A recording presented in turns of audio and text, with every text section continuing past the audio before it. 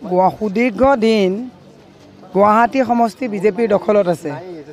আজি গুৱাহাটীৰ নিচিনা সমষ্টিত গুৱাহাটীৰ লোকে লোকাৰণ্য হৈ গৈছে। শুভাকাংক্ষী দলীয় কৰ্মী ঐক্যমঞ্চ সকলো আহি আজি লোকে লোকাৰণ্য হৈছে, গণিব নোৱাৰা মানুহ। আনহাতেদি আজি 3টা বজাৰ পৰা ৰাতি 10টা বজালৈকে নৰেন্দ্ৰ মোদী ডাঙৰীয়া আহিব, বেৰিকেড লগোৱা হৈছে।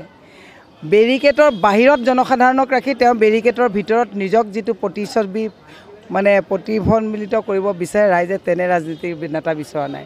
ৰাইজে বিচাৰিছে যে ৰাইজৰ স্পৰ্শ কৰা এজন নেতা, ৰাইজৰ লগত খোজকঢ়া এজন নেতাক বিচাৰিছে।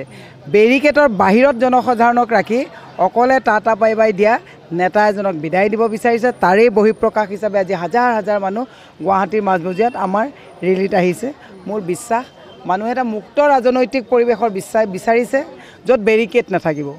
গতিকে আমি এটা জয়ৰ এটা যিটো আভাস আজি পাইছোঁ। মোৰ বিশ্বাস গুৱাহাটীবাসী ৰাইজে আমাক জয়ী কৰাব, আমি জয়ী হ'ম।